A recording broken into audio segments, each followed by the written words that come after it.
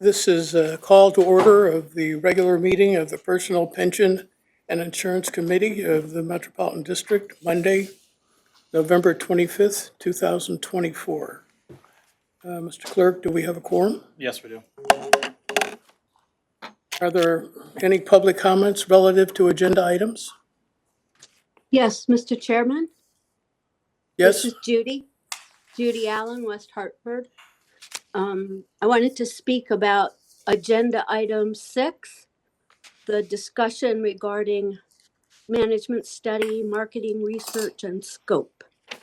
The scope includes an MDC organizational management study audit of its existing organization and its governance. I'm not sure what its governance is referring to. The MDC District Board has governance over all district operations.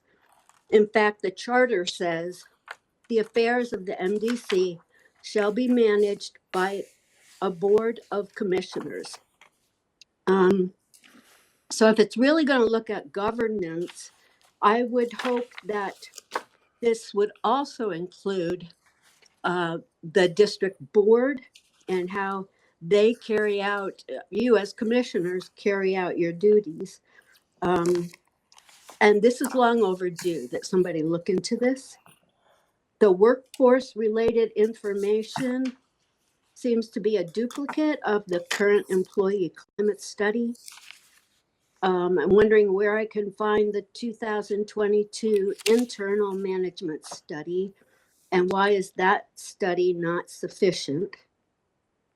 I'm wondering what makes a relevant policy and procedure. Kind of what is that? I think the scope of work needs more clarification and discussion. Thank you. Thank you. Once again, are there any additional public comments relative to agenda items? There being none, we'll move to item 3, approval of meeting minutes of October 28th, 2024. May I have a motion? So moved. Second. Okay. Are there any additions, deletions, amendments? There being none, all in favor? Aye. Aye. Opposed? Any abstentions? All right. We move to item 4, Human Resources Report for prior months. Good evening, Commissioners. Jamie Harlow from Human Resources. In terms of the vacancy report, we have about 11 active recruitments that we have going on right now in various stages, most of which we talked about last month, with the addition of we actively have posted 4 additional positions. All of them are posted open, meaning they are open for internal and external candidates to apply. So from a vacancy standpoint, that's where we are.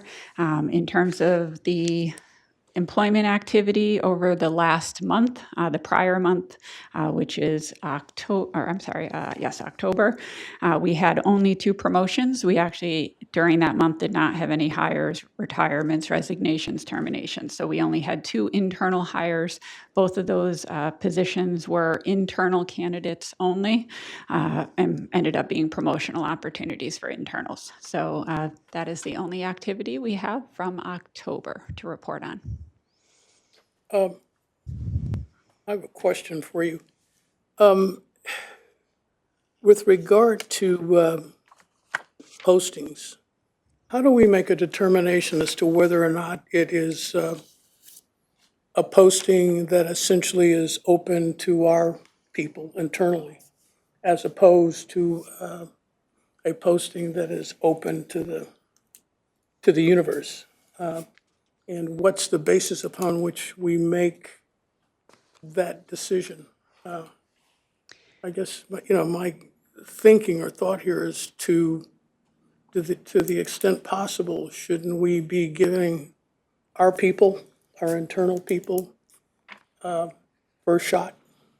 Except probably at, entry-level jobs or things like that.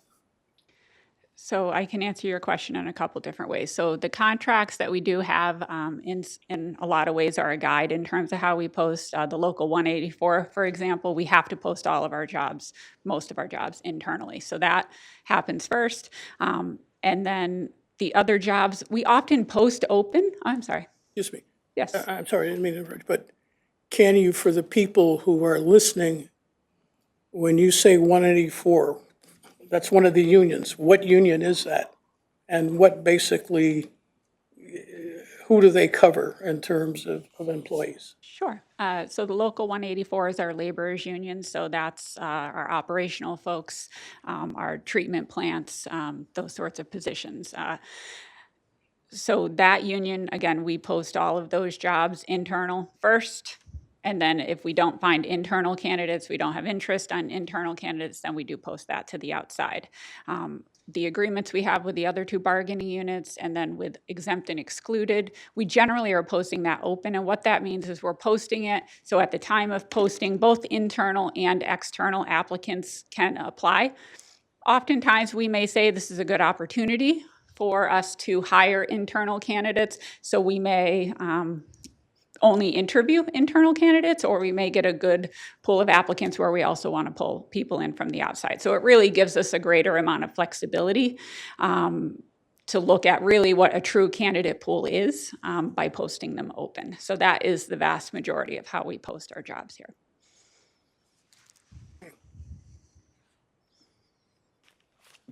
Does anyone have any questions? Thank you, Mr. Chairman. Commissioner Curry, Jamie, you mentioned that for this month we had 2 promotions. Yes. How quickly do you do a turnaround, knowing that you've now created 2 vacancies, to post those vacant positions? It depends. So we just filled a couple positions within like 2 weeks, and we've already now posted them. So it really, I think, varies based on how quickly the paperwork gets through the system, how quickly the department is able to do things, their availability for interviews, time off often has, is a factor in that in terms of availability of all parties. So in the interview process, we have human resources there, it's managers, and again, sometimes there's multiple people on those interviews, so we need to kind of work with all schedules. So we do it as quickly as possible. Some of them turn around very quickly within, I could say, a month. Others might take a little longer. We have one department right now that does have a couple vacancies, and it's taking a little longer because they're methodically kind of going through to fill one position to make sure that they have the right person in place that they then want to include in the interviews for the subsequent jobs. So sometimes that happens and can delay the process. But overall, we try to move as quickly as we can so we don't have a lot of jobs open at one time. And are we fortunate enough to, in some cases, to actually establish a pool of candidates that we can go back to should a second vacancy, a second opportunity occur? You don't have to do interviews again. You can pull from that pool. Yes, that happens quite often as well. Okay, thank you. Good question. Thank you, Mr. Chair. Thank you. Anyone else? Thank you. Okay, thank you. Unless there's disagreement, we will skip item 5 because the consultant is on his way and is delayed in traffic, so he'll be here shortly. So that we can deal with item 6, which is a discussion of the management study, market research, and scope. Good afternoon, Commissioners. Thank you. Kelly Shane, Chief Administrative Officer. At your request from last meeting, last month, we were tasked to put together a scope of work for the management study, and so do some market research as well. So I took, we listened to the request and exactly what you had asked for. So to that end, I did some market research, exhaustive actually, Worked with some staff here to get some contacts in industry, both with NACWA as well as AWWA. Spoke with some leaders within the industry. Actually, Tom Tyler helped me post on NACWA's community board called Engage, the community board. Oh, he's not here. Which allowed us to ask the question to a group within that Engage platform for anyone that has conducted management studies, and told them what we were looking to do and to get feedback. And we did get feedback, and I did have conversations with both contractors that were involved in providing services as well as industry leaders. Together, my assistant and I put that market research together and put together this draft scope of work for your review. I wanted to provide with you some of the industry best practices that we discussed, which are included in this scope. And it is a very broad scope for you to look at. But I would ask for your input after this. This is the scope part of an RFP. It is not a full RFP, obviously. And there's other sections for other parts of an RFP. But the industry best practices that we learned about was to utilize the AWWA Effective Utility Management Assessment Standards, which I know the Strategic Planning Committee is also utilizing as part of their assessment of our readiness. So that dovetails nicely with how industry leaders are looking to, when they benchmark, they use those standards as well. Many studies do concentrate in one or two areas, not the entire organization, but if you are looking to do an audit of the organization, it's very important to have data-driven studies. The more information an organization can provide to the contractors ahead of time, like for instance, on our website, we have all of our financials there, all of our audited financials, a lot of financial information. Contractors or evaluators or consultants can review all of that information ahead of time, get a lot of information that they can then use to plan their on-site activities, their interviews, who they need to interview, when our org structure is on there, when all the information that's on our website they can utilize. But they also I had explained to them how there had been a management study last in 2003 and that we have a report from back then. Obviously, our organization has changed much since then, but we do have a report. And then I explained the 2022 presentations and study that the staff had done and presented to the Strategic Planning Committee as well at that time on all of the work that we have done since that 2003 study, and shared where we have come from 2003 to 2022, about 20 years. And we have all of that presentation material. That's why that's in there, our internal 22 management study, which we would also provide for review by the consultant if you choose to utilize this scope of work or expound upon it or what have you. So the other information that I received as far as cost and schedule, typically a typical management study of this type would take anywhere from 4 to 8 months to complete. I had an outlier of 12 months. That was certainly dependent on the breadth and depth of how deep you would want to go into each individual operational process, how mature the organization was within the 10 attributes and other things. So that would be dependent, I think, on the review of the information that we're able to provide. Cost ranges were anywhere from $300,000 to $600,000, which was somewhere around what we had discussed previously. I think, again, a lot of that is dependent on what we can provide and what they then have to plan to come in to review further. And again, that is also based on the maturity of the organization and our readiness for, strategic planning and all of that. So it was all somewhat interrelated, which was very interesting to me. that's what I have to present to you today, and I look forward to your comments or questions. Do you have any questions? Me? Yeah.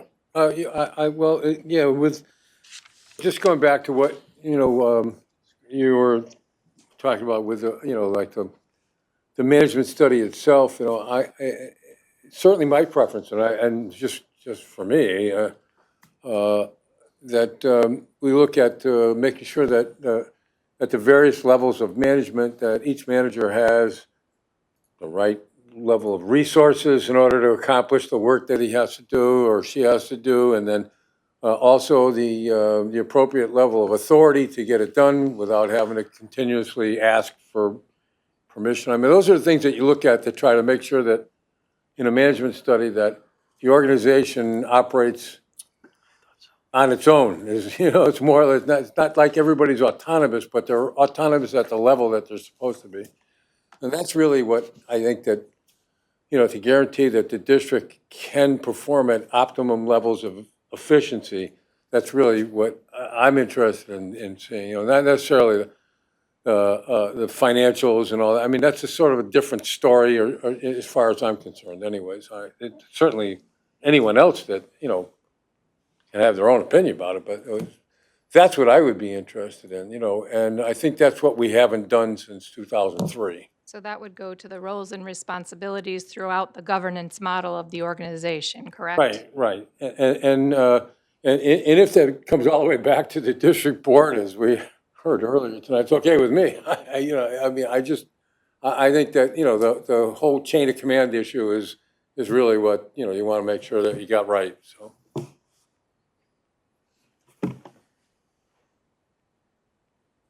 Drake? Yeah, just, my only comment would be, is if we do a management study, why do we want to follow what AWWA does? Not to say they wouldn't follow it, but don't you want to maybe go outside that? I mean, that's a standard, so I assume you're doing it to the standard, so would we want to go like a little wider than from somebody versus just say, let's do it to the standard and that's it?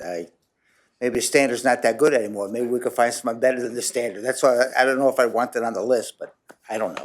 This isn't my business. Yeah, it's if I yours. may, Mr. Chair. Yeah. A review of best practice. Yeah, so AWWA and Commissioner Gentile has dug into this very deep.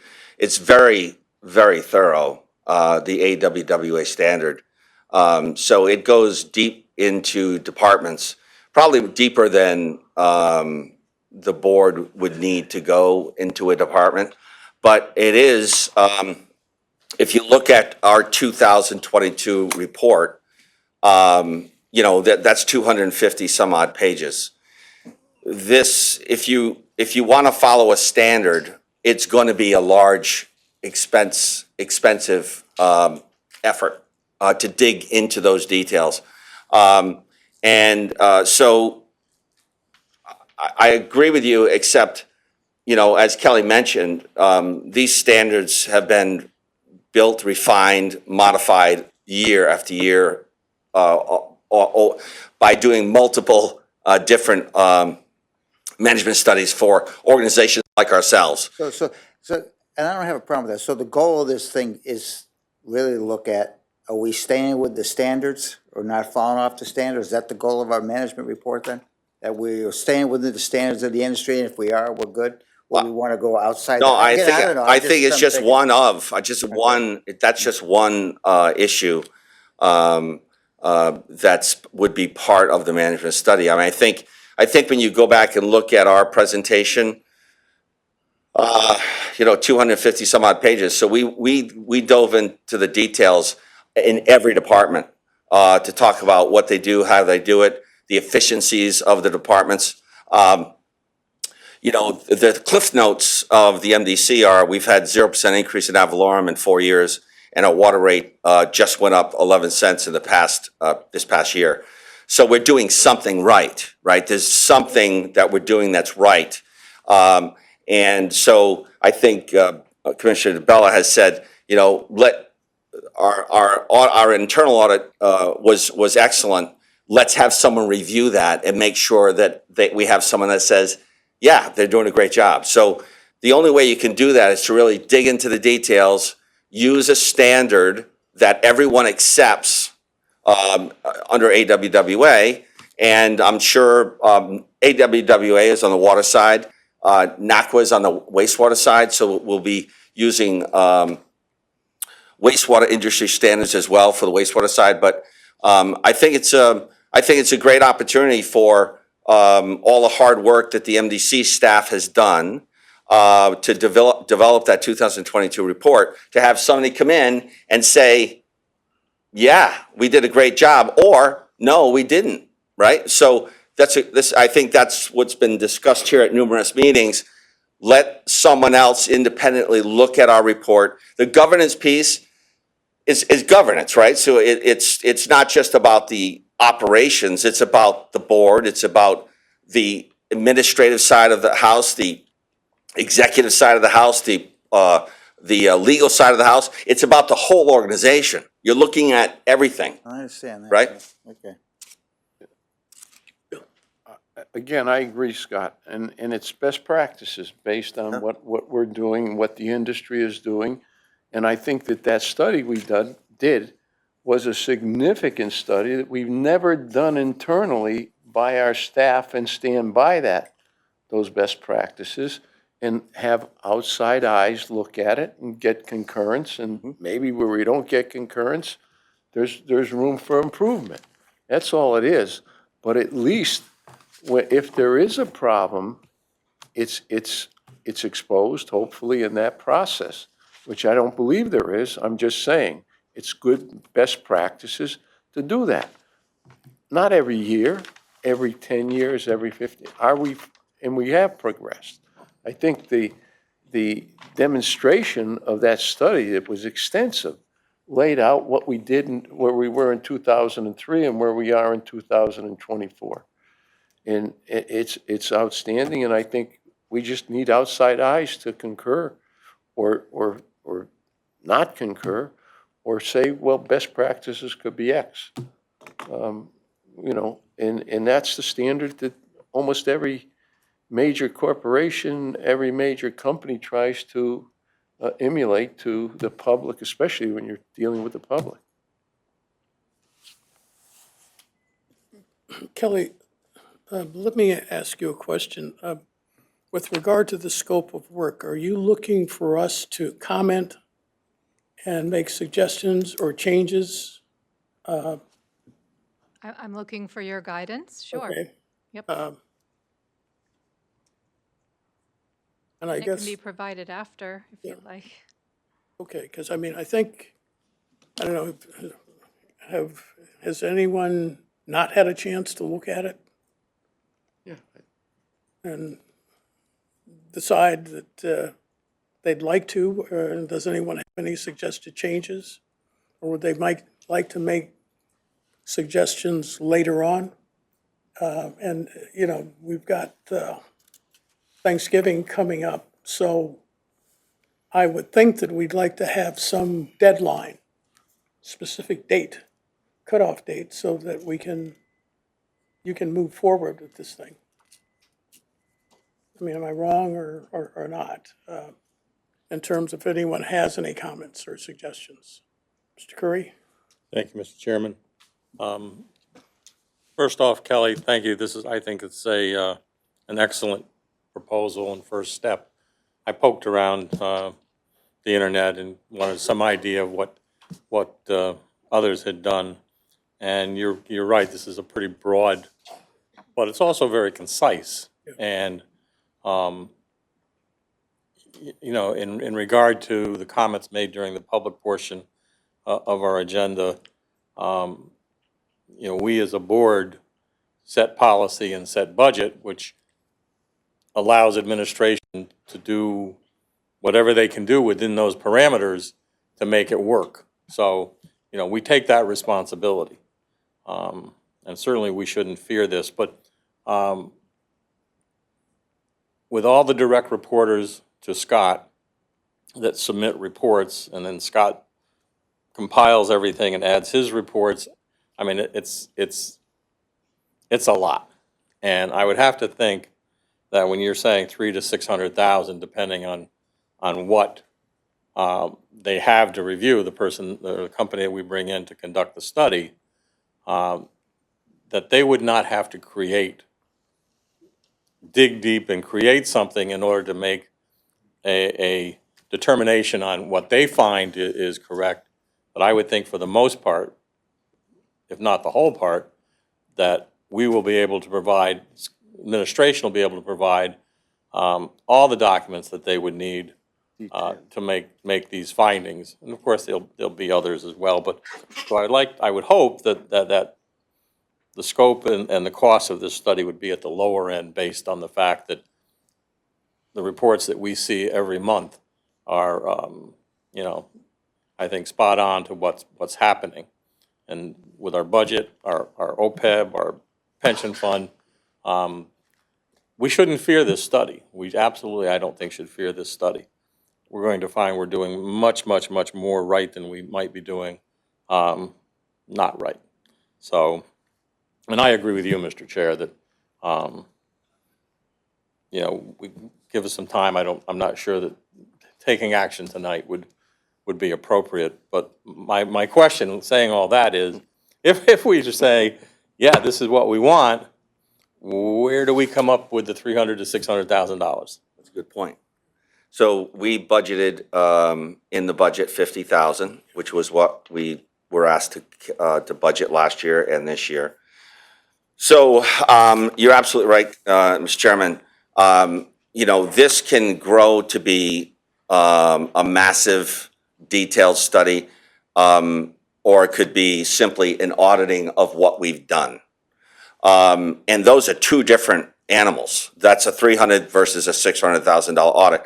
Just to use that as an example, the Wellesley audit report that we mirrored in 2022, we paid 340 some odd thousand for that.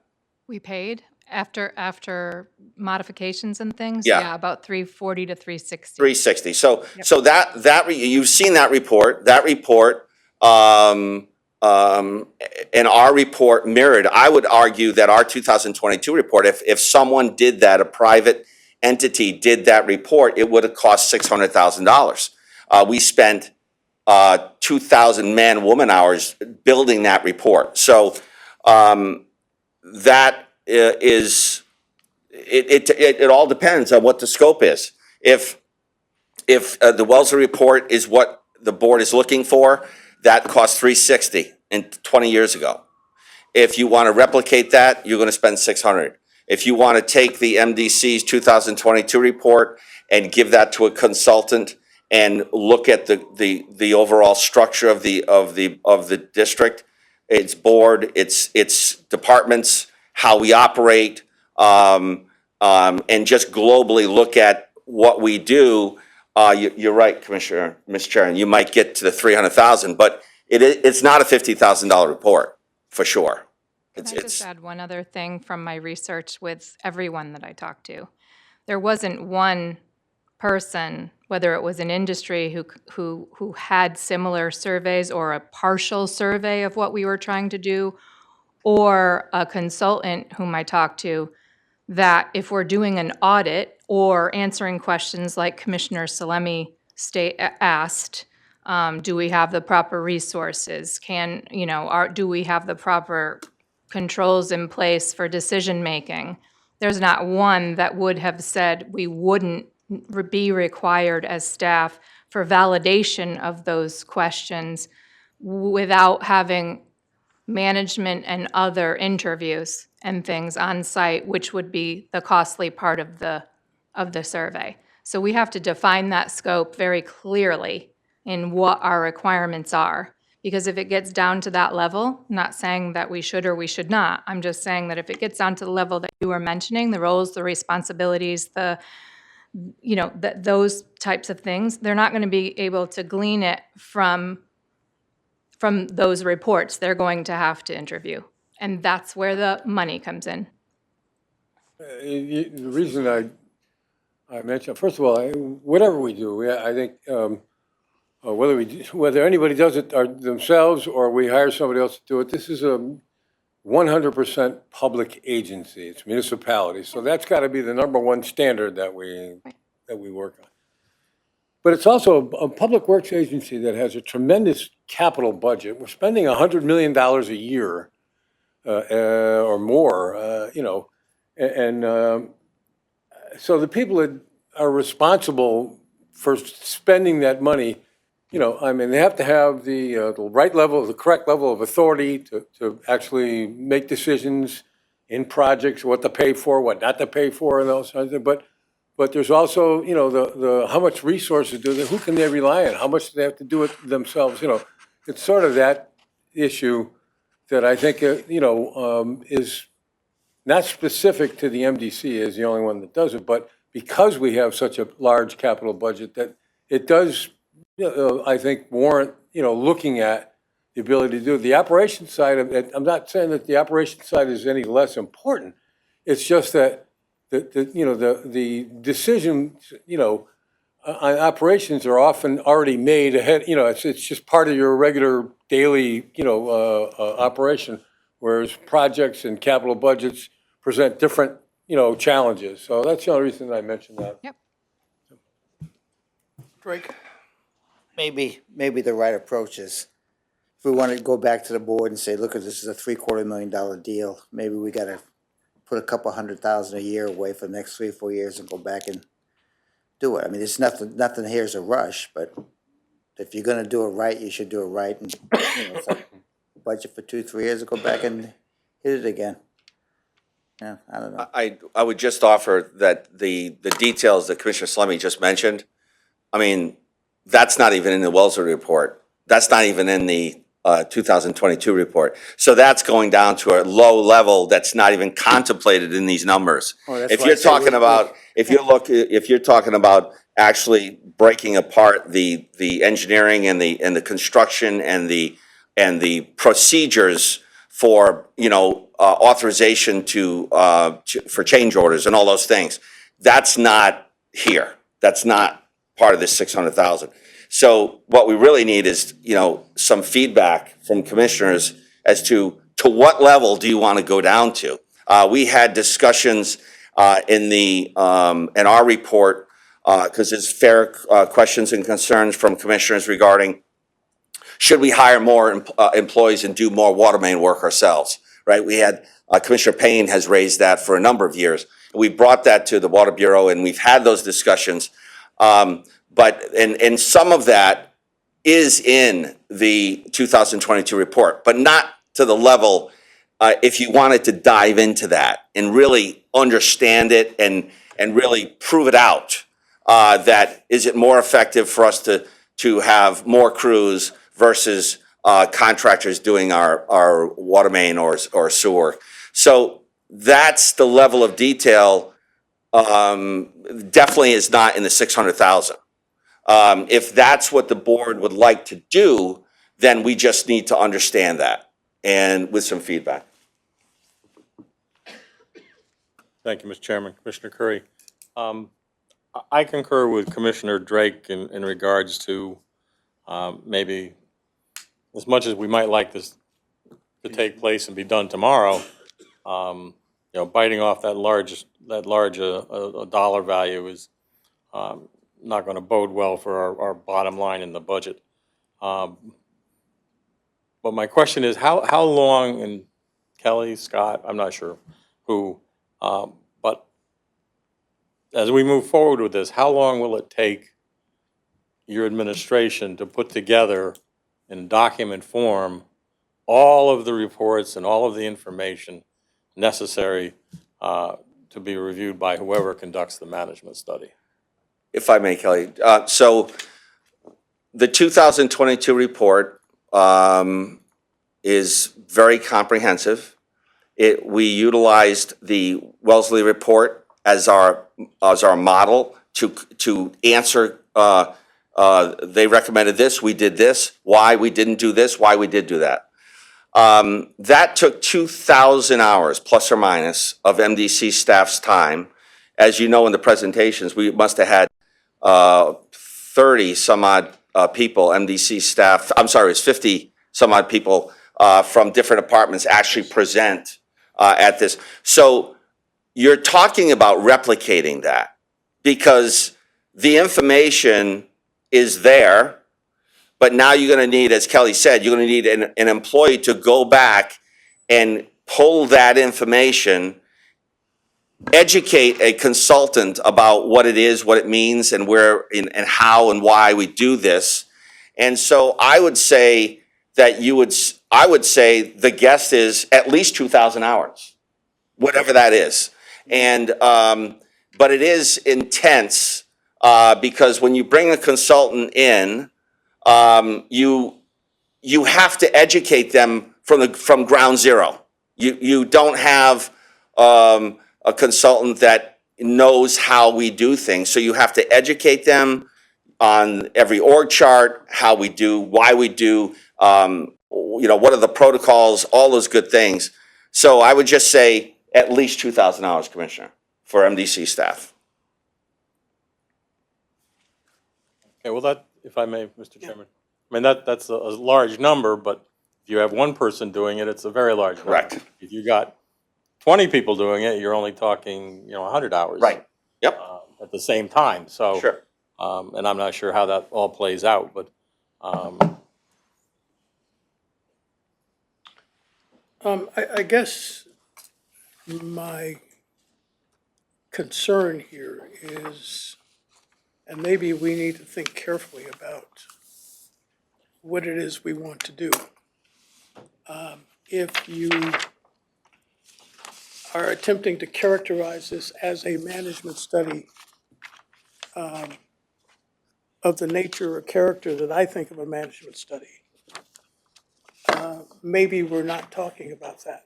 If we're talking about skinning down on the cost side, and essentially we are relying, without casting any aspersions, on the reports that have been generated by staff. And maybe it is more of an audit, for lack of a better term or phrase,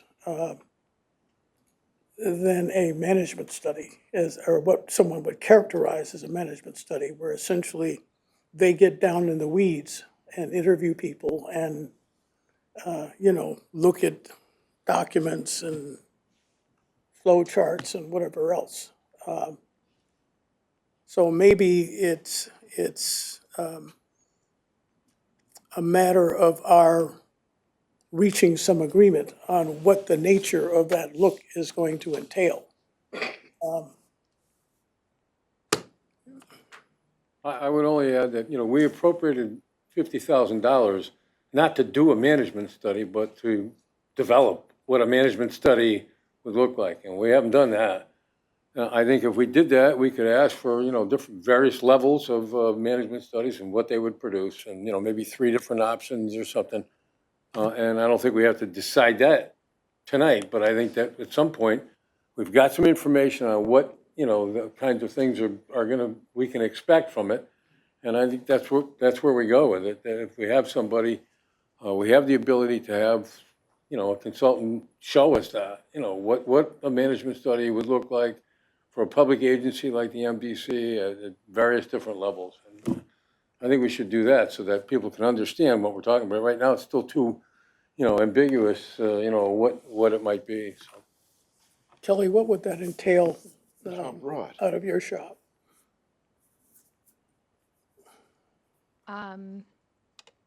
Well, we could $50,000, we could request a consultant to review, do what I did and do market research and put together a couple of samples of, but they would require direction of the types of, the levels. So I still think we could do this with more market research with further guidance on what those levels are from you. But if you'd like us to hire somebody to do that, we can also do that through some of our consultants that we may have, our design engineers that also some of those firms may conduct or know of those who conduct management studies and could do something for us, possibly. I'd have to talk to them.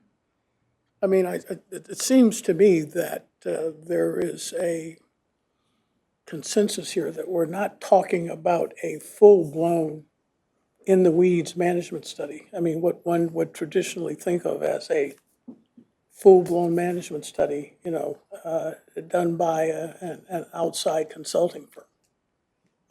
So that essentially, we're talking about, I mean, at least in my mind, I seem to get the feeling that we're really talking about an audit of sorts. Right. And I used that word plenty when I was discussing with everyone, but in order to audit something, you have to have you have to review what you have, and you need context. Yes. So, Well, do we talk to someone who would give us several levels of what one would characterize using the notion of an audit? I mean, to what extent does someone who is in the business of consulting take a look at the reports or the data that have been assembled, say by the team at the target or company in question? I guess it's much like the auditor who comes in and looks at your financials. I mean, they may do some work, but I mean, they're not really, deep in the bushes. They rely essentially on the work that's generated by staff. I mean, am I incorrect in? But Commissioner, if I may, I think the whole point of this was, I think Commissioner DeBella has said, MDC has done the report in 2022, and you're looking to validate what we've said. So you can't validate what we said by just accepting what we've said. You have to go in and dig into the weeds to make sure that what we've said is correct, is true. So, as Kelly said, that is what her discussions were with the industry and best practices. And, that based on her conversations with people in the industry, that's a $300,000 to $600,000 deal. If you want to hire a consultant to develop something, a scope like Kelly has done, to tell you that here's your options, then that's a different animal, right? That's not doing an audit, as you said, that's not doing the audit, that's just developing the scope for the audit. But I think Kelly did a great job developing the scope for the audit. I would think that I'm not sure that spending $50,000 with a consultant to tell us this answer in 3 months is worth the $50,000. Like I said, Kelly and Tom have been on the phone with the industry leaders and the different websites talking through this for the last month. So we can do whatever the board would like, but I would say the $50,000 for a consultant to give us this, Kelly can do that for us. But it's still going to come up with the same numbers. If a consultant says, MDC said they did X, there's got to be some level of engagement with employees to verify that. I mean, most of our consultants probably don't even know what SAP is, right? So even to access and get into SAP to verify the data is correct and how we do things is, we always say bad data in, bad data out. So one of our biggest challenges, we spent $20 million upgrading SAP. One of our biggest challenges here, if you look at the AWW audit, is making sure the data goes in correctly. That's the most amount of work. That's all the work. So making sure that that's being done correctly, you'd have to have a consultant who understands SAP, who understands best practices in SAP, that can go in and tell us we're doing it right. Okay, but I mean, you know, I don't think anyone is arguing otherwise. I mean, the issue here basically is everyone is concerned about the costs. I mean, that's what everyone here is really concerned about. It's gonna cost between $300,000 and $600,000. So if you're not gonna get a full-blown management study out the box, then you're talking about something less than that. And I think basically if we're talking about, then we have to decide, what is that? And is that basically going to leave us satisfied? And more particularly, the people that are looking at us, who are asking questions about us, if they feel that basically we have done the kind of work that essentially we have been looked at by a neutral party, and essentially they've given us an okay. I think that's the issue. And I think, you know, if we want something less than that, then we have to understand what it is that we're looking for and what we're willing to pay for it. Mr. Drake? If we're organized around the standards of AWWA of some sort, do they provide that service? They come in and say, yeah, even though we're organized, are we actually doing it or not? Is that the guy? Do they do that, AWWA? Maybe that's the simple solution. Like I say, we've organized around that standard, and we should be. And someone who kind of, from them comes in, who does it, sees it, and they look over our stuff somewhat briefly and say, yeah, you're 90% there, these 10%, you're really not quite getting it. I mean, is that a service they provide? So if you think, AWWA is kind of new to me. yeah, if this you whole think thing. about AWWA and NACWA, Yeah, AWWA and NACWA are similar to this board. They're a policy setter for the industry. yeah, but they put together standards. They put together standards and they use a bunch of information from a bunch of different consultants, a bunch of different entities like MDC. And it's members, myself and everyone here are members of these organizations. Okay. And as part of the board, we all work together to create standards and industry standards. Are they written And, down? but they don't come in, they're not a consultant that's gonna come in and do this for you. They set the policy based on everything that they've Are these experienced. standards all written down or not to? Yeah, oh yeah, They're down to Joan real has people. actually presented those at the really strategic planning.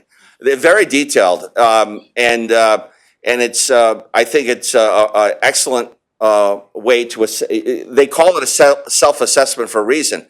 You're really going down very deep level in each department and asking yourself questions. What do you do about this? So if there's a set of standards that we're trying to meet, and there's a whole group that written those, and someone outside knows those, that's $600,000 to come in and just say if we meet those standards, not just organization, but to go through that, that's $600,000 to do that, really? I mean, it seems like a lot of money. Well, that's just one component, right? So the self-assessment is just one bullet on this page, right?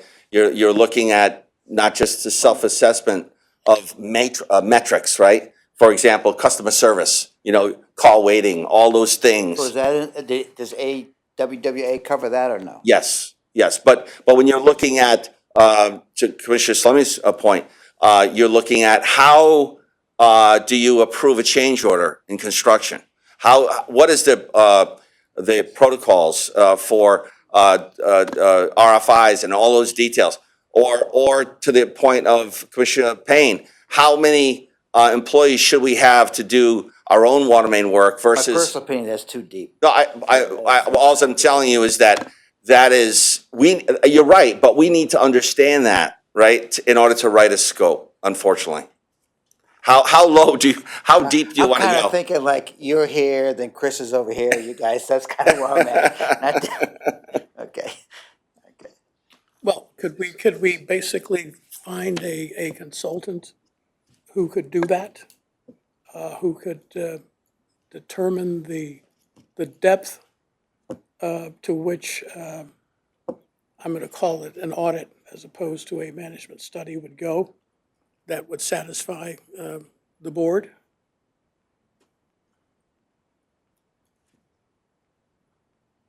Maybe. Maybe that's You what can needs hire to a be consultant done. for anything. No, I The understand. question is, Maybe you know, that's what, the thing. Maybe we hire a how much can consultant we to see get for how deep we fifty wanna thousand? go. I don't know. I think the first step is the board has to really decide how deep, I mean, Kelly's given some good information here. We know that we don't want to pay 300,000 or 600,000 or more. So what can we get for 50,000? I think, we just need some input from the board or the committee as to what level, what would satisfy the board to look into an audit at 50,000? Is it simply taking the 2022 report and analyzing it with some, as Commissioner Curry said, with some minor input from staff, or is it less than that? Let me, I guess one of the problems I have in all of this, I mean, and once again, I'm going to use the example of Boeing. Okay? Let's say that Boeing basically was looking at the 737, the 800, and their staff did the report on it, and they're saying, you know, we've got a great airplane, you know, it's going to fly, and it has great range. And Nothing will fall off. yeah, exactly, all right? I mean, I guess one of the things is, I think if we're going to take a look, then I think somebody's got to take a look, because I think we're going to look very foolish if we spend any money, and God forbid, something happens, or something pops up. And one of the questions or issues that we're going to face is, basically, were you guys allowing somebody from the outside to take a look? To basically just look at what you're doing and see whether or not, you know, you're hitting all the marks, or, you know, or if you're off the mark, what do you need to do to get back on? I mean, that's, you know, when you talk about a study or an audit or a management study, in my mind, that's what you're talking about. Yeah. So, I think the basis you're gonna have to start with is the 2023 study. I mean, we spent 2,000 man-hours or person-hours relative to that. It was a good study. Let's see what a consultant sits down and evaluates what we did, makes some sense or not. That's a management, I mean, we're following that management strategy. Let's find out, is that best practice? Is that where we are? Is that where the rest of public agencies are? Are we doing things better? Don't you have to evaluate against something, not just go in and start digging around to see what is right and what is wrong? How do we manage our vehicles, things of that nature they're gonna look at? You laid it out for them. What's technologies we're using in the field? Is that what everybody else is doing, or they're not doing it? That's what I think you gotta go in and look at, because our staff spent 2,000 hours on this. And I think it was informative. I'm gonna say, in the 50 years I've been here, I've never seen that done by the staff. Every time we've done it, we've gone out to get the staff to tell us what to do. We're telling them what we're doing in response to that, and we wanted to get an evaluation on that product. I mean, I don't want to reinvent the wheel here. I want to see that what we're doing is productive. There are outside eyes that are looking at it, not just the MDC and this board, experts that come in and do it. That's the basis of where you're going. well, I think it was an outstanding study, but I want to have someone else say they think it is too, that looks at it, that has capabilities. well, then basically, you're not really talking about a management study. You're really talking about somebody who is looking at the work product, and based upon their experience and best guess, and whatever standards that you are going to use as a baseline, that study, basically, as far as they're concerned, accurately reflects this operation. And things that don't acknowledge, in their opinion. Someone's got to give you an opinion on. Exactly, And about have it. some kind of capability to make that evaluation. And that's what you got to find. So then the issue basically is to find the appropriate party. Yeah. Who can do that. I think And there's then we several have- and- people out who can do it the best. And more importantly, I mean, does that really, in effect, entail the notion that they're not going to come in and conduct interviews and things like that? Because if I understand you, Kelly, that basically is what really causes these studies to ramp up in terms of costs or whatever. Well, typically, when we go out for RFP, we don't tell them how to do it, we just tell them what we want, and then we have a section on what we want them to submit as part of their proposal or statement of qualifications, or as part of their technical proposal, we ask for a management approach, which would say, tell us how you're going to conduct the study. Tell us, you know, what the team is going to look like. What are you going to do? And then, you know, that will tell you how they're going to conduct the study. That's what you evaluate we An evaluate in the evaluation proposal. of cost Okay. to do it. And that will show you what their cost is all about when you have your price that's proposed. Mr. Curry? Thank you, Mr. Chairman. And I think Kelly hit it right on. I think we have an opportunity. Let's say we all can agree this is a good proposal, and you're suggesting a consultant, but if we go out for the RFP and request some of those things that Kelly just mentioned, it would almost like getting consultant services of more than one to help guide us to where we may want to change the criteria before we go out again, or at least learn from it. And Rita, I don't want to simplify affirmative action plan, but this is not, you know, creating in 2022, the study, that was creating the first affirmative action plan to be presented, and thousands of hours. And now you've got the blueprint for success. Let's spend some hours tweaking the numbers for the next year's presentation of that plan. And I think we could learn by going out. I think this is such a broad-based proposal that it very well could be from top to bottom.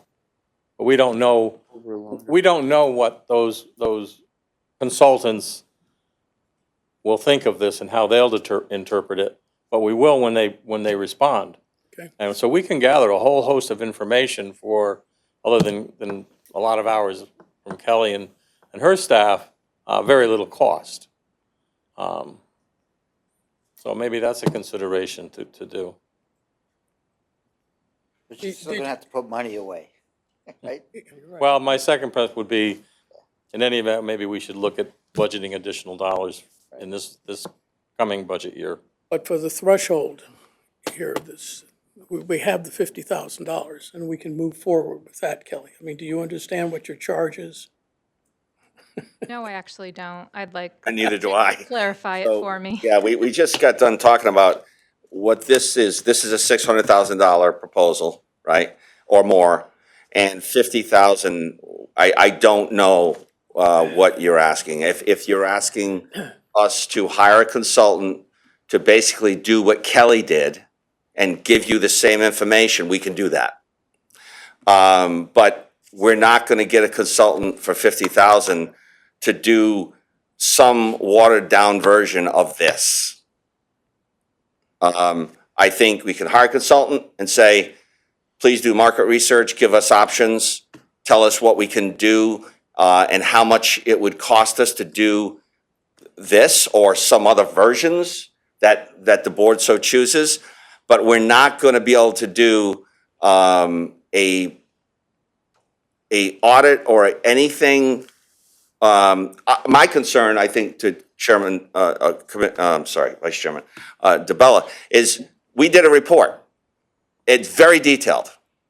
I don't know how anybody could validate and say to the board that it's correct without digging into the details. You have to.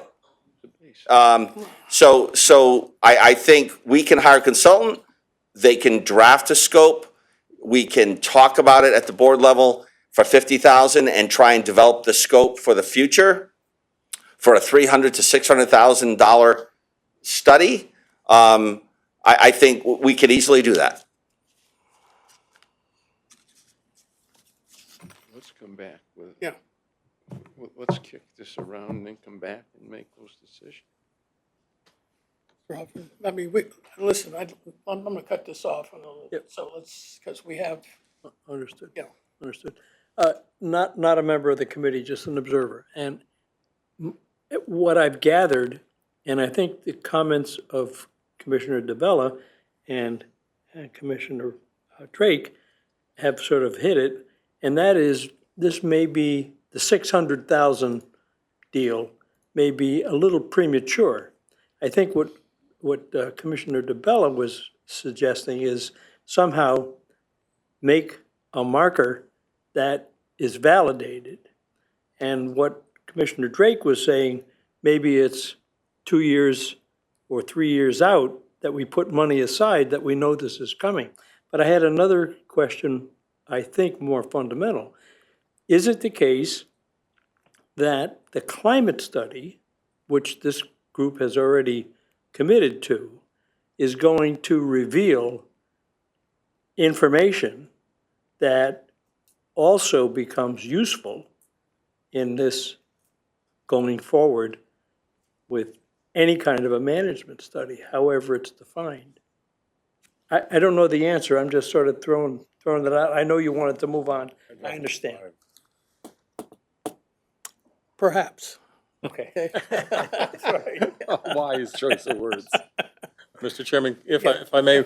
Sure. Can I ask you that, and it appears we're going to postpone the action tonight, that this continue to appear on all future agendas until it no longer needs to appear? There you go. Yes. Okay. Right. Thank you. David, welcome. Thank you, Kelly.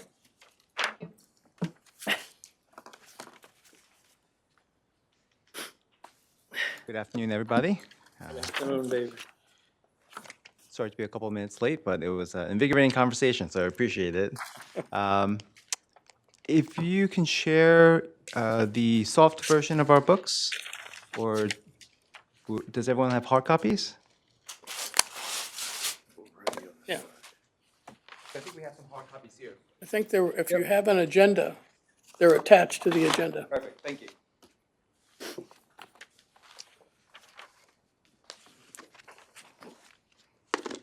If I could ask you to turn to page 4 for me then. And in the upper left-hand corner of the page, there are a couple of economic statistics that I usually review on a quarterly basis. So if you look in the upper left-hand corner of the page, the first row there is GDP, second quarter and third quarter. So last quarter, GDP was at 3%. This quarter, it's coming in at 2.8%. So a little bit slower than we were at last quarter. However, that's a very reasonable growth pace. If you look at the overall long-term, decades-long type of GDP number, 2.8 is right in the wheelhouse. In fact, if you look at it relative to what you have outside the US, so Europe is growing at half the pace that we are. And as you may know, a couple weeks ago, China just had a $1.4 trillion stimulus package. So relative to the rest of the world out there, we actually are still doing quite well. The second row just shows you that unemployment remains tepid at about 4.1%. That's good because, as you all know, the Fed kind of uses the unemployment rate as well as CPI in combination to determine where short-term interest rates go. And CPI here, you'll notice the prior quarter is at 3%. I'm looking at page 4 in the front section, all the way in the front.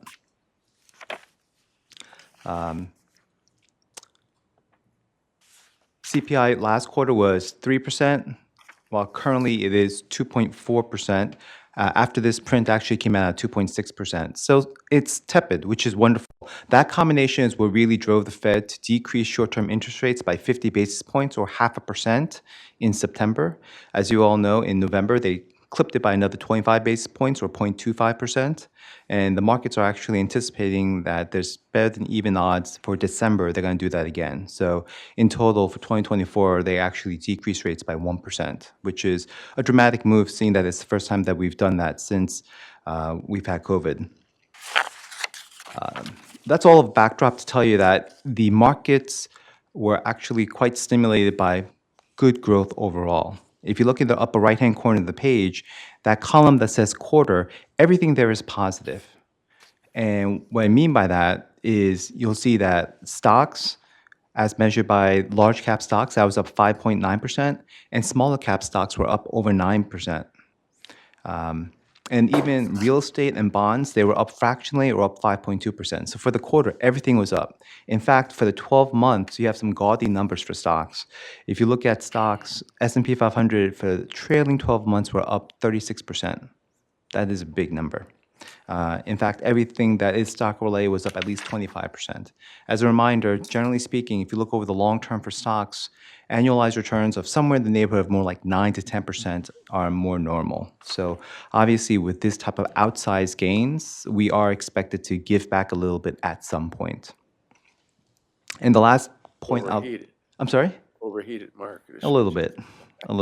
But, you don't want to stand in front of a freight train. The market's going up. It continues to rise despite a little bit of volatility.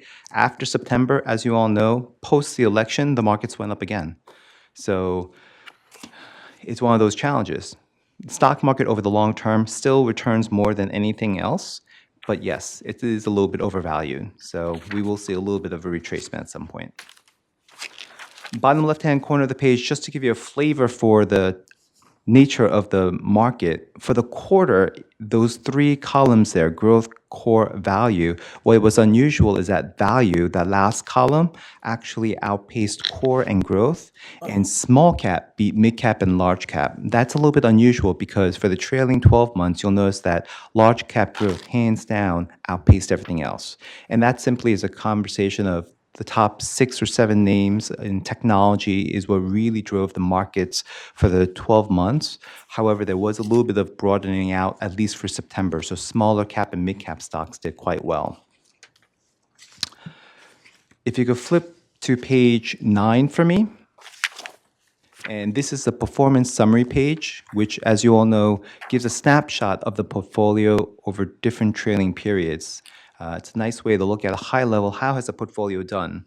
And when you look at that first row there, you'll notice that overall the portfolio has done quite nicely over the long term, almost continuously being in the top third of the universe. For the most recent quarter, it was tepid at 5.4, which was still a very good return in the middle of the pack.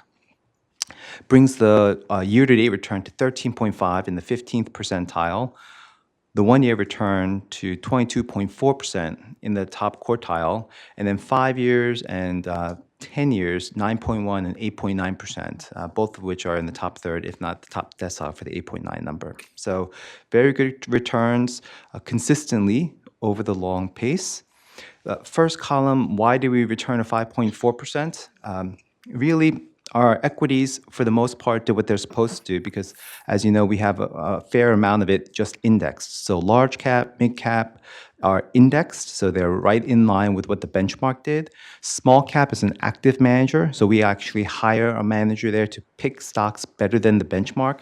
That's what they've done both in the short term and long term. You'll notice that small cap, they generated 11.8 while the bogey was only 9.3, so beating the bogey by 2% for the quarter.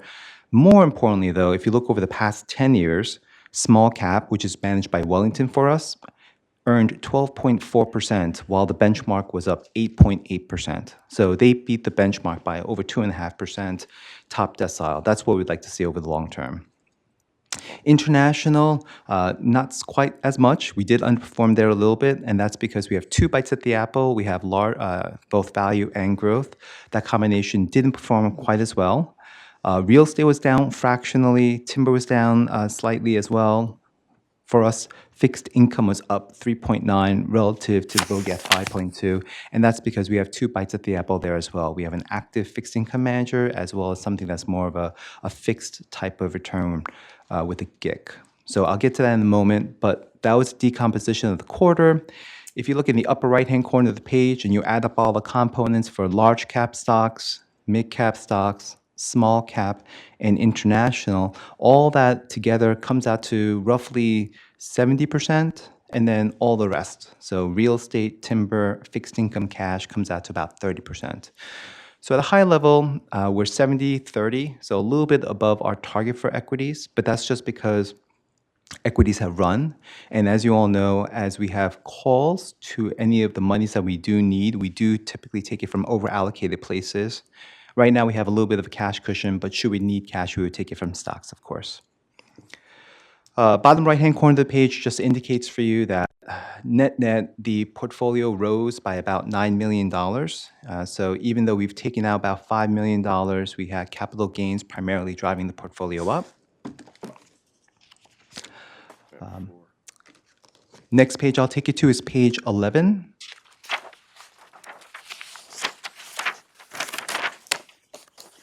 And page 11 is the pictorial depiction of the corpus of the fund for roughly the past 20 years. And the great takeaway is that it is a good picture. What I mean by that is that dark line shows over the long term, it's gone into the northeast quadrant. Not a smooth ride, but it is definitely sloping up. In fact, to the tune of roughly 2.5 times where we started is where we ended. And what I mean by that is that the beginning portfolio value was about $121 million, and we've made $300 million, even though we've actually given $148 million in payments, which is why the ending portfolio value is $273 million. So there's been nice appreciation.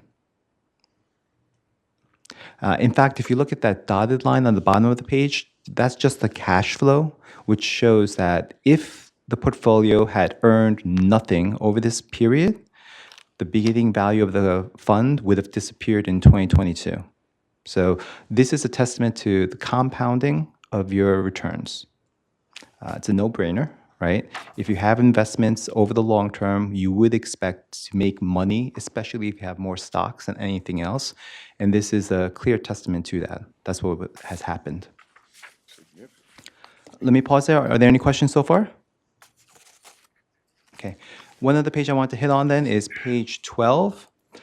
And page 12 is really just a decomposition of what we saw a moment ago with the summary page, because the top row is the same as we saw, but really we add names on the left-hand column, as well as we itemize any asset classes that have more than one manager. So you'll notice that for large cap, we have an index fund with Fidelity, and that's why all the numbers in black match the numbers in blue. Same thing for mid cap. It's Rumline. That's our index provider. All the numbers in black match all the numbers in blue. Wellington, as I mentioned to you, is your star performer in equity, small cap. And in fact, if you look at every single period, they outperform. So that is what you would love to see. And it's very difficult to find something like that all the time. Hardman Johnston is our growth-oriented manager. So the history had more of a value tilt. This one now just carries on Hardman, which is more growth-oriented. And you notice that for the most recent quarter, they did underperform slightly. Over the longer term, they're in line with the benchmark. That actually puts them in the top third of the universe. And then for real estate, we have 3 bites at the apple. Intercontinental, Madison 3, Madison 4. I know for the most recent period, they are a little bit more tepid. However, when you add up all of the components, it actually has done better over the longer term. So real estate as well as timber have outperformed fixed income, which are our surrogates, which is what we saw a moment ago. And then finally, Goodwin and Aetna are our 2 fixed income components. You notice that Goodwin did well in the most recent quarter. Aetna is really more of our guaranteed type of return, and that's more consistent, so that you see over the past 5 and 10 years, they return about 5.5%, while Goodwin, even though it's outperformed or generally most of the time, it's more tepid. So 5 years, 1.1 relative to the benchmark at 0.3, still top quartile, still being the benchmark by almost 1% annualized. So, David, what's the life on the GIC? I mean, does that have some maturity point for us? So actually, as long as we're still involved with it, we have it. Yeah. It's not a contract that Aetna does anymore. Yes. We are fortunate to have it, so which is why by the construct, we have to have a cash cushion as well. So the intent is try to keep some money in there all the time, and that acts as a floor for us. Okay. Officially, what I'd say is that no recommendations to make any asset class changes or any manager changes. We are comfortable with the asset allocation. We do expect that at some point there will be some give back. We just don't know when. So to assuage some of that, if we need a cash call, we will take it from stocks. But happy to address any questions that you might have on the economy or any of the components. Any questions for David? Greg? Aren't you any concerned at all that we shouldn't just get out and put in 5% for a while? I'm sorry? Do you have any concern we should just maybe get out and put it at 5% for a while? I mean, the S&P 500, the PE is like 29 or something like that, where the historical average is 15, so it's basically double what it should be at. So, I mean, I'm just saying, something's gonna happen, and Sure. we're looking really good right now, you could take a rest for a little bit. Get into gold. So, I don't know. Absolutely. The S&P has been overvalued for the past couple of years, and although it's not, it depends on how you look at it. The PE numbers I hear are in the low 20s. Regardless, it is definitely higher than the longer-term numbers. When you decompose it, the PE really has been driven by the Fab 5 or the Mag 7, whatever you want to call it. The other, call it 480 stocks, are actually below the long-term average. And that's why you can kind of look at it from both sides. And what I would say is that no one's going to get it right. So definitely, I wake up in the middle of the night thinking, are we over our skis? And then next thing you know, after the election, we were up another 5%, right? So long answer is, who the heck knows? I understand. And we do have, about 3% in cash. So we do have some cash. Anyone have any questions for David? Then I'll move on to the OPEB book if there are no questions with the pension. The OPEB is a little bit easier story to tell because not as many moving parts, and pretty much most of it is indexed. So in the OPEB book, if you could flip to page 7 for me.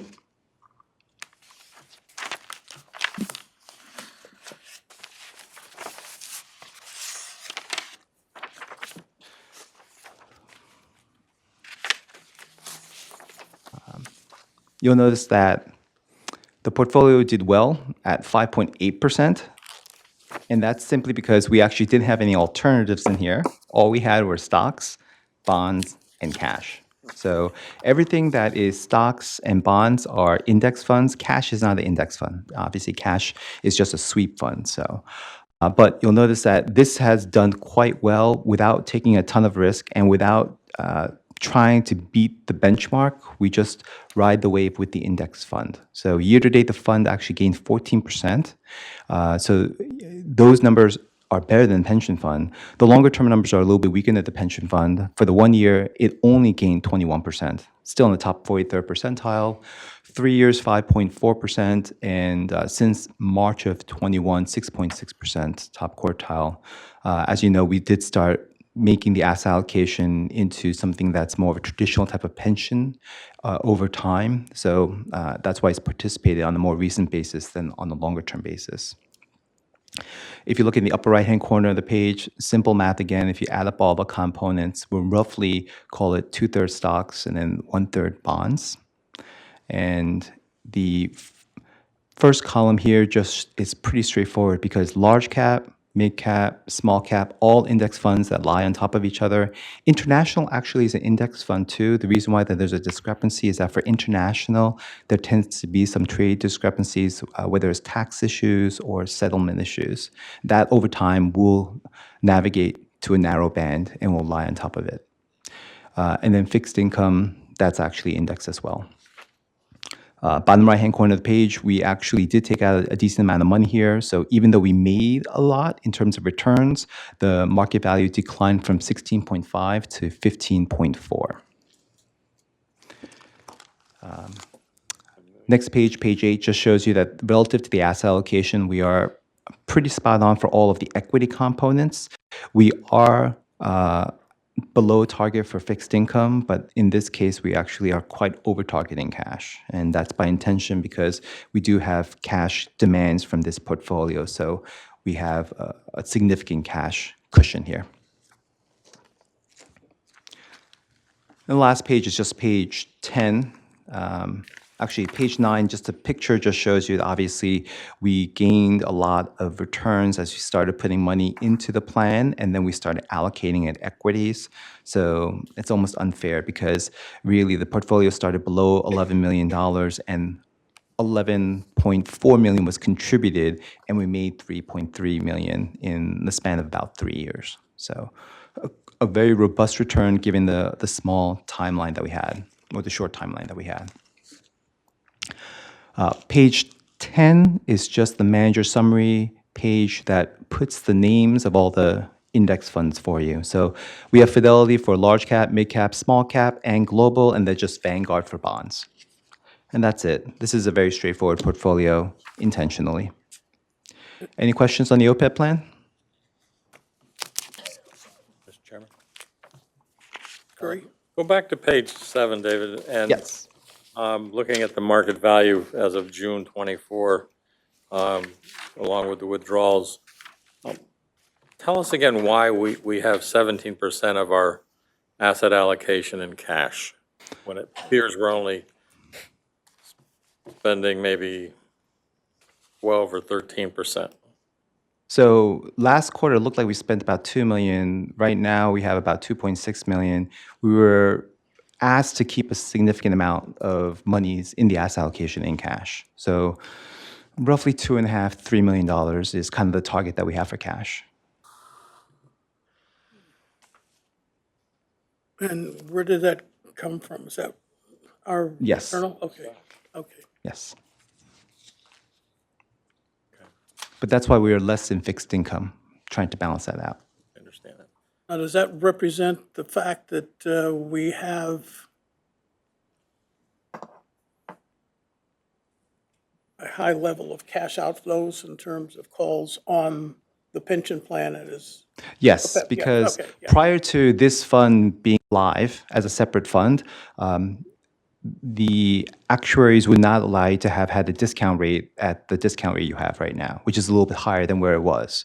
You needed some monies in an actual trust that was allocated more like a pension fund in order to have the rationale for having a higher discount rate. So this is not fully funded relative to your actual expenses, but it gave you enough monies to allow for the higher discount rate.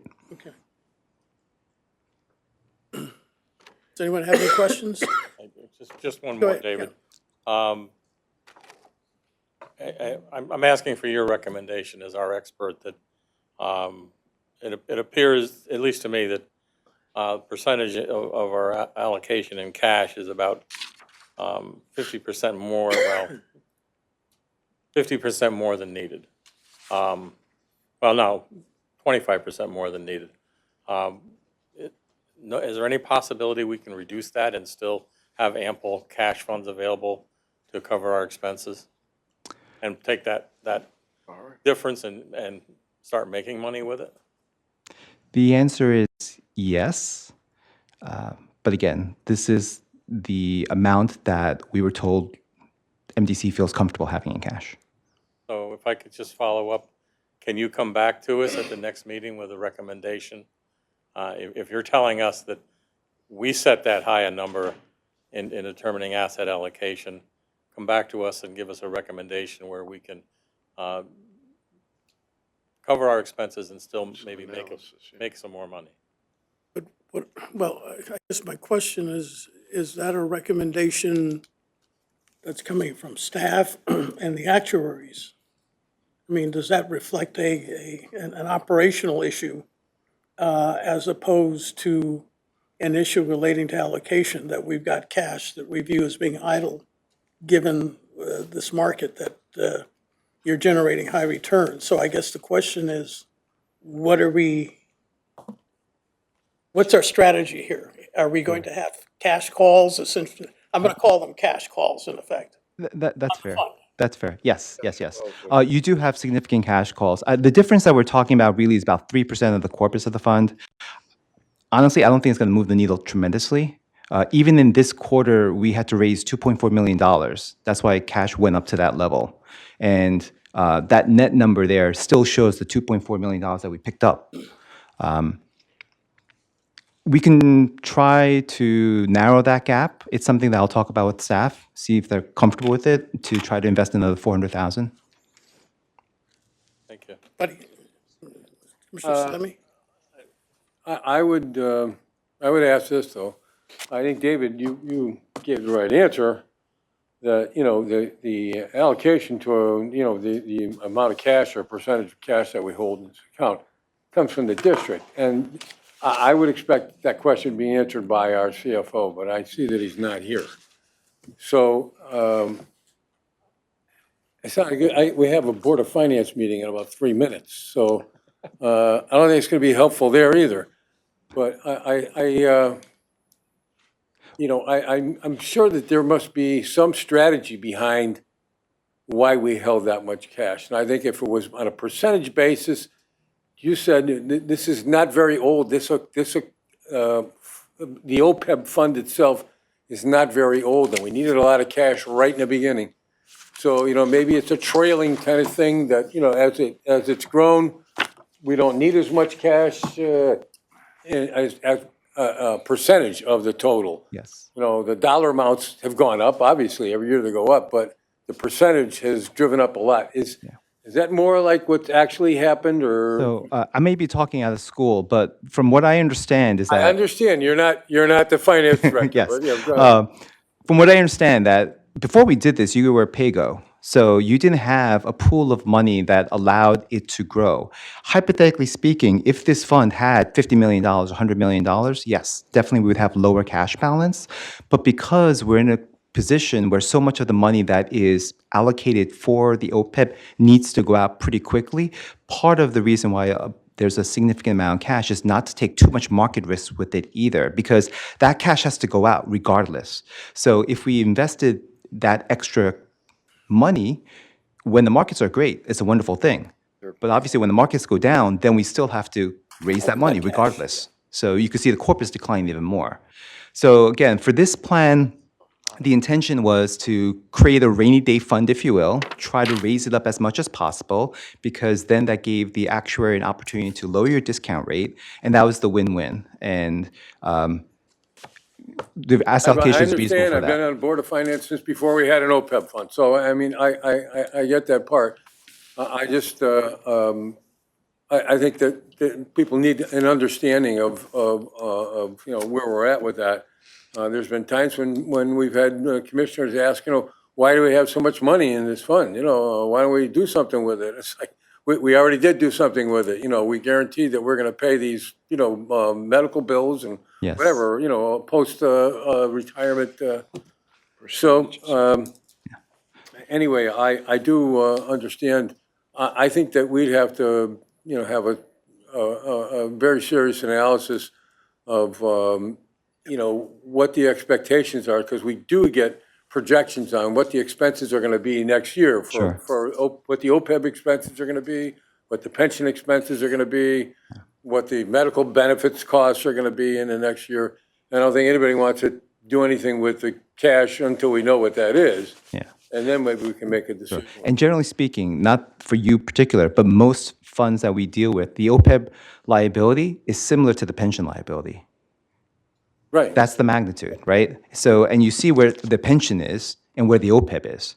Obviously, different situation in terms of cash flow. So that's part of it, but happy to talk about it with finance to have a better answer for you next time. I guess I would like to see the input from staff before we fiddle with this. Sure. Just simply because. And again, we're not talking about a ton of money here. We're talking about 3% of the portfolio. So. Yeah, but we're not talking about a lot of money, but it essentially reflects staff's view of the Yes. situation. And I guess I would want to hear that before we start tampering that or going against what staff thinks is what needs to be done.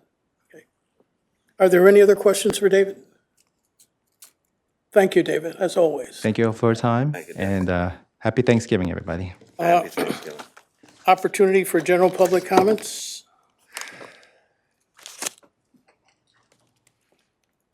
Item 8, Commissioner request for future agenda items.